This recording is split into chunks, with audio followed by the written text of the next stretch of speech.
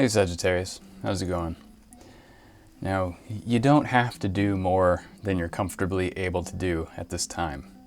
There could be a temptation to bite off more than you can chew. It might seem like it's not going to be too much. It seems like, oh, I can take on a little bit more and it'll be okay. You see a problem that's relatively easy for you to solve and get through, so you're thinking, I can do a little bit more at this time. I got the words "don't" during my meditation. I think you might reveal another difficulty underneath this easier task. You'll easily get through this task set before you, and it will sort of open up new possibilities and difficulties and other tasks that are going to require your energy. So just because this task or this problem seems easy and quick to deal with, and you might be tempted to take on other things, it's suggested that you don't. I think you see a goal and you want to push real hard for the goal, but I think right now playing a little bit of defense is the optimal strategy here. During my meditation, I saw a referee dropping a hockey puck to start a hockey game. Right as he dropped it, I heard the word "don't," and I got the sense that the correct play is to let the other team take the puck, play defense, and use the other team's energy against them. Let them make the first strong move. Don't put yourself on the offensive just yet, because they are probably prepared for you to take the offensive. In fact, this force or this other team, whatever it might be, was expecting you to go on the offensive. And when you pull back and go on the defensive, it sort of throws them off balance and makes them have to improvise. And now you're the one who's prepared for the play. And the other team's plan isn't working out, that you're sort of doing something a bit unexpected. And it's a good thing. I get the sense that it's playful. I think the sports analogy is a good one, because the two opposing teams are not actual enemies. They don't hate each other. They're just playing a game. And oftentimes people on the opposing team are friends. We have this idea of like two opposing forces that come together, but create something out of this opposition. It's not an enmity here. It's a game. It's a dance.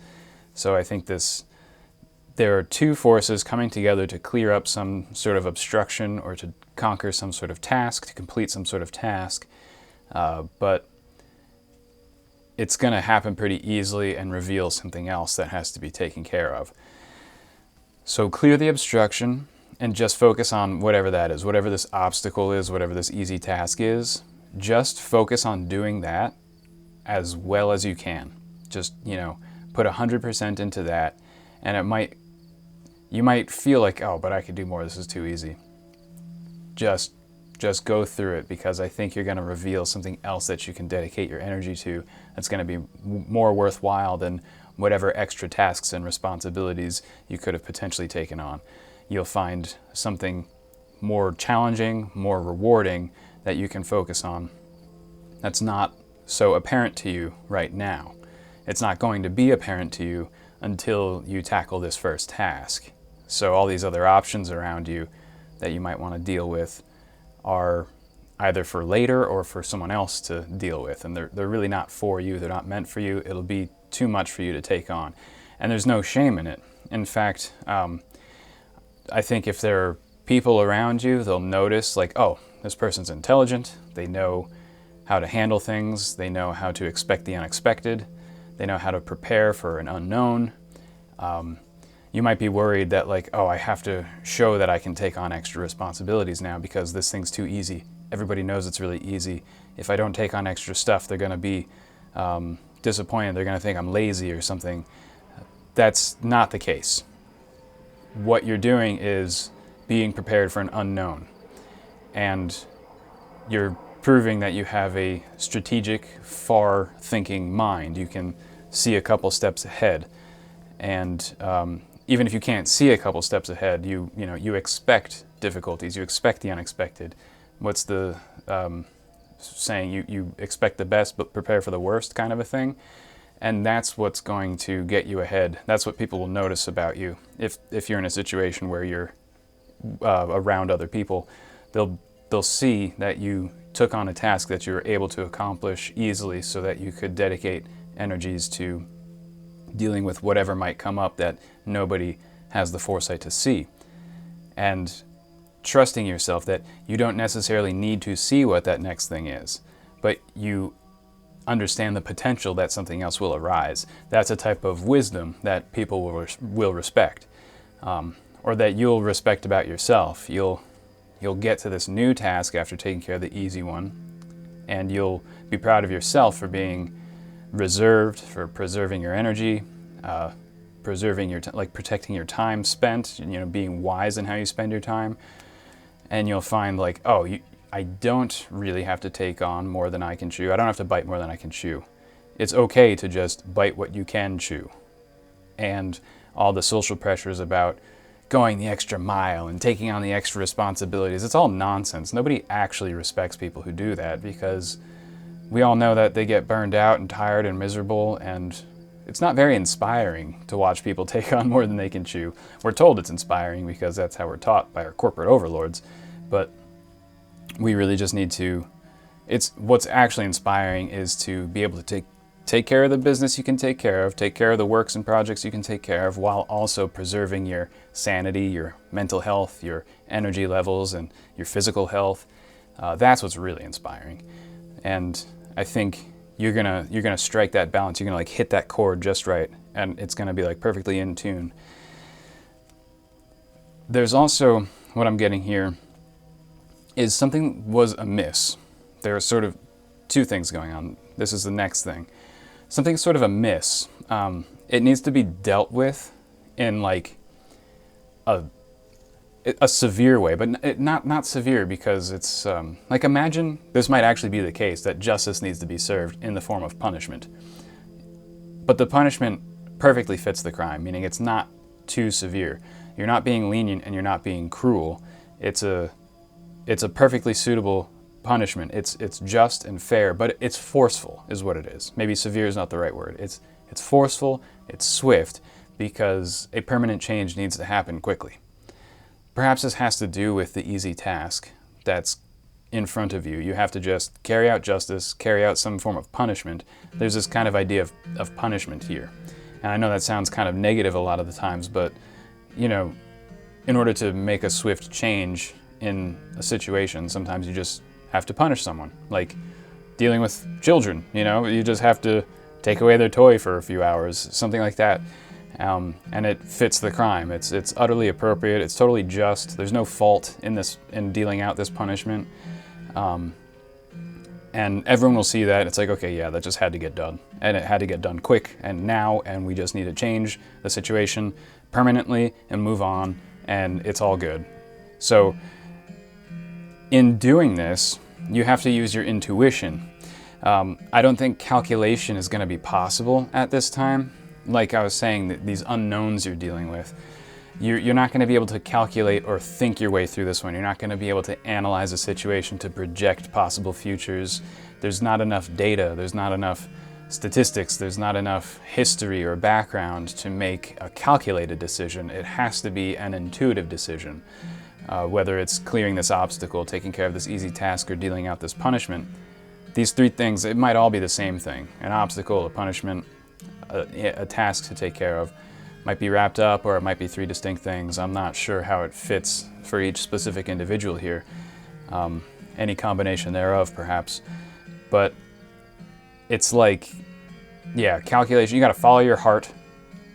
Go with what you think is what feels right and what feels appropriate. Your heart is generally a good place to deal out justice from when it's serene. You're not taken in by too much compassion or misplaced compassion. You're not taken in by anger or vengeance. Your heart is serene and balanced, and then you can carry out a balanced activity here, whether it's punishment, removing an obstacle, taking care of a task, using your intuition from that place, and you'll feel what's right, and others around you will feel that it was right as well. And I think some of the two forces, we have this idea of two forces coming together to create or to solve this problem, to move on from this situation, to gather the energy needed to take care of perhaps the unknown thing that might be coming up. And I think these two energies have a lot to do with probably a spiritual practitioner or a person who has a great deal of spiritual or occult energy or knowledge or wisdom. Someone who's maybe just very wise. It could just be a sagastic person, a sage-like person. And someone who deeply cares about you or deeply cares about the spiritual person, or maybe there's just a love here between you two. This could be something to do with your romantic partner. You could be the two great forces coming together. Imagine an upper jaw and a lower jaw biting through something. That's sort of the image we have here. The two hockey teams, right? They're not enemies, they work together, but they oppose each other. Like your upper jaw opposes your lower jaw, but it's for a good thing. And there's a lot of wisdom, spirituality, and love represented by these two forces. So this feels like a good problem to have. This feels like you're making progress in something that you care about, in something that's important to you. And the main takeaway here is to just be prepared for what you don't know what to be prepared for, if that makes sense. Just preserve your energy and don't do too much. So I'm going to pull some tarot cards and we're going to see if we can get a bit more information here. I kind of want to see a little bit more about these two opposing forces. Actually, first I'm going to start with the don't. I think it's don't bite off more than you can chew, but let's see if there's anything else that we need to refrain from doing at this time. The top card right now? Okay. It's Six of Swords, so don't relax too much. Don't rest on your laurels. Take care of this problem now. Just take care of it now. Don't procrastinate. This is don't be the Six of Swords. Don't be calm and tranquil. Although, of course, you should always operate from a place of tranquility and serenity emotionally and spiritually. I just mean, don't laze around. Eradicate the issue. Get going. Don't waste time. You've got the energy to do it. You've got the knowledge. You've got the wherewithal to do it. So let's see a bit about these two opposing forces. I'm going to pull two cards, see if we can identify the two forces here. Two off the top. Okay. Oh, so we have the Eight of Wands and the Devil. So maybe the Devil is that I pulled the Magus in my own system here. Or it could even be the lover, the concubine. We have this very earthly, practical, perhaps a little too practical energy. Extremely all business, no bullshit kind of energy, meeting with an energy that is very communicative and mercurial and wants to get things done. And perhaps on their own, these two energies, this mercurial, airy Eight of Wands, it's like a flame in the wind. It's just sort of sputtering out, moving really quick. It doesn't feel very stable. And then the Devil energy is perhaps extraordinarily stable, stable to a fault, solid. The Devil card for me oftentimes represents Ahriman, the sort of Persian Satan, the Zoroastrian devil.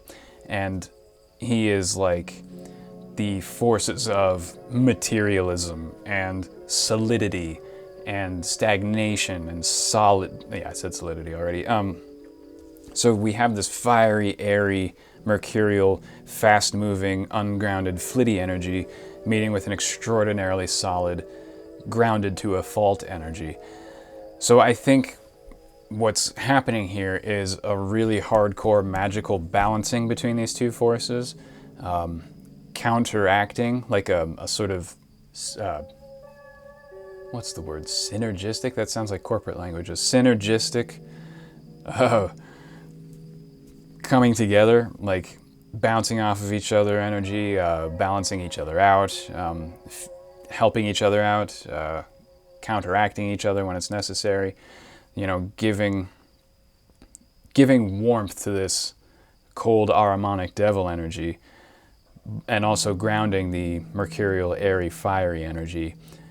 And those two things together, like the airy, fiery energy can loosen up the earthly, Ahrimanic energy. And the earthly Ahrimanic energy can be a stable, like grabbing. I keep thinking about eternal flames. It's been in my head for like the last 15 seconds. I think about monuments all over the world that have eternal flames burning. And that's sort of what I'm thinking of. Like you have a stone monument, immovable, meant to be eternal. These things are built to last thousands and thousands of years. And then the fuel of a flame that's also meant to last forever, as long as people are there to refuel it. So that's the middle ground, is the human element that keeps it going, the human element that tends to the monument. So the coming together of these two things requires that human element. And that human element is that heart-centered idea that's really kind of one of the things that makes us human, is our hearts, our heart centers. It's one of the few things that makes us human, but it is uniquely human, the fact that we have these emotional and soulful centers that can act as like, in alchemy, the mercurial element, that element that's sort of undefinable and invisible, but binds things together, loosens things up so that they can become an amalgamation together. So coming from that heart center, you can bring these two seemingly very, very different or even opposite forces into like this productive and creative a dynamic duo, if you will. So focus on cultivating that. Don't be afraid at this time of like Ahrimanic energies. These are the energies of materialism, of technology, of electricity, of solidity and calcification, coldness, things like that. For some reason I get the sense you might be a little bit more of the Eight of Wands, the heat and the air energy. Maybe I'm mistaken, but that's kind of the feeling I get. So don't shirk the solid coldness of this opposing force. Consider it an asset that you can creatively utilize. And don't be ashamed about your airy, fiery nature. Understand that it is also an asset that this colder, more solid person will benefit from. And together you'll create something really special. All right, I'm going to pull one last token to kind of round this out for you, Sagittarius. Okay, what does Sagittarius need to know to tie this all together? What are we not seeing? Any detail that's important that I missed? Taurus, and the number 2. Okay, so the number 2 makes me think that this might be a relationship between two people. Again, it's just confirmation of two specific opposing great forces. And the earthly energy might be a bit on the stubborn side here. This sort of devil or Ahrimanic or Capricorn energy or opposing force is going to be the naturally more difficult one to get going on this. Perhaps their solidity and coldness and heaviness is going to require a little extra effort to get going, to sort of dissolve, to move. It's like trying to move a really heavy stone, and so I think that might be the extra difficulty that you might not see, is like, okay, we have this easy task to take care of, I can take care of it easily, but when you get going to do it, the other obstacle that you're going to reveal is that the opposing force is not as ready as you are, as willing at the moment, but you can inspire them. They'll become ready. I think you're more ready in the sense that your timing is better. And they're, not that they're not capable, they're just like, oh, you know, maybe they're procrastinating. Maybe they're just, they think they can put it off or wait for a better time, or that it's not such a big important thing to deal with right now. They can focus on other stuff. You're gonna have to really like convince them that no, let's take care of this easy thing first. If we take care of this easy thing first, then we can stop worrying about it and just move on. Like, don't push it off just because it's easy and you think, well, it's easy enough, we can just deal with it later. Let's deal with the more difficult things first. That's wrong. That's not gonna work, because then you're gonna have this task floating around in the back of your mind. Maybe it's gonna build up in complexity and difficulty the longer you wait to take care of it. You have to do it now. Just get it off your plate. Whatever this thing is, just get it off your plate, and you're gonna have to convince this person or this force. Maybe it's a part of yourself, you know, some stubborn, procrastinating part of yourself that you just need to like kick in the ass and just get off the couch and do it. You know what I mean? Just force yourself, or convince this person forcefully, very much persuade them. Especially if this is a romantic partner, I'm sure you can playfully while seriously convincing them to do this. If it's a working partner, if you have a good enough rapport with them, make it humorous. If you don't have a good enough rapport for them, you have to just be forceful. You just have to lay down the law and say, we're doing this now, end of story. And I think once that person moves, their solidity and coldness and heaviness is going to be a real asset. Once it gets moving, it has to just first get moving. It's like a bulldozer or a steamroller. They're really, really difficult to warm up the engine and get up to speed. But once they do, they're freaking unstoppable. Even though they move very, very slowly, they're extraordinarily powerful and extraordinarily heavy and very difficult to stop. And they clear out the obstacle that it's meant to clear out. You know, they're very effective machines, but they just take a lot to get going. So take heart. I see no real difficulty in you doing this. It's just going to take your dedication and swiftness and a sense of justice and intuition to take care of this problem, which in this reading here, I'm seeing you have all of that in your abundance, in abundance, in your capability. You just gotta, just don't procrastinate. Get it done. All right, Sagittarius. Thanks so much for hanging out with me. I always appreciate when you stop by. I wish you all the best, and I'll see you next time.